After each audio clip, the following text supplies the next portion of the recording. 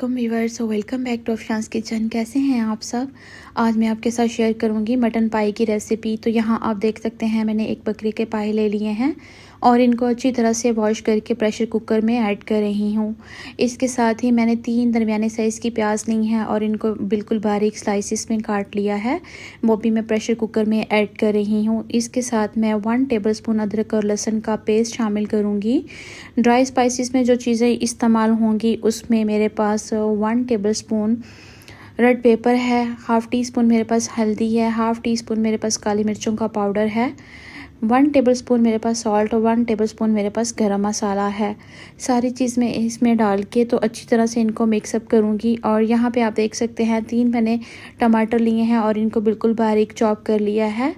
और यहाँ पे मैं 6 से 7 ग्लास पानी के शामिल करूँगी जिसमें पाए अच्छी तरह से डिप हो जाएं। अब मैं इसको कवर करके 25 मिनट्स के लिए लिड लगा के छोड़ दूँगी ताकि पाए हमारे अच्छी तरह से टेंडर हो जाएं। जी, तो यहाँ आप देख सकते हैं अब मैं प्रेशर कुकर का जो ढक्कन है वो रिमूव कर रही हूँ और यहाँ आप देख सकते हैं कि पाए माशाल्लाह बहुत अच्छे से टेंडर हो चुके हैं और बहुत मज़ेदार खुशबुएँ आ रही हैं माशाल्लाह। सुभान अल्लाह, मेरे अल्लाह पाक की शान, उसकी रहमतें, बरकतें और नेमतें। तो अब इस स्टेप पे आके मैं दूसरी साइड पे एक कढ़ाई में ऑयल डालूँगी और इसमें पाए अलग करके इनको अच्छी तरह से फ्राई कर लूँगी। जैसे ही फ्राइंग का प्रोसेस कंप्लीट होगा तो हम इसमें पाए का शोरबा ऐड कर देंगे। यहाँ आप देख सकते हैं पाए माशाल्लाह बहुत अच्छे से भुन चुके हैं। अब इसमें मैंने 4 सब्ज़ मिर्चें ऐड की हैं, ये बिल्कुल ऑप्शनल है।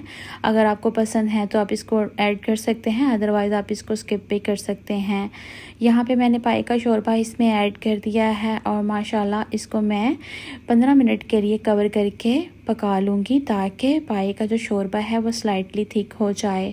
जी, तो यहाँ आप देख सकते हैं कि शोरबा माशाल्लाह बहुत अच्छे से थिक हो चुका है और पाए बहुत अच्छे से टेंडर हो चुके हैं और बहुत प्यारी खुशबुएं आ रही हैं माशाल्लाह। आप इस रेसिपी को ज़रूर ट्राई कीजिएगा, ज़रूर बनाइएगा। और इस स्टेप पे आके फाइनली मैंने इसमें 1 टीस्पून गरम मसाला ऐड कर दिया है और हाफ़ टी स्पून सूखा धनिया। इसके साथ इसके अंदर माशाल्लाह बहुत ही ज़बरदस्त किस्म का फ्लेवर आता है।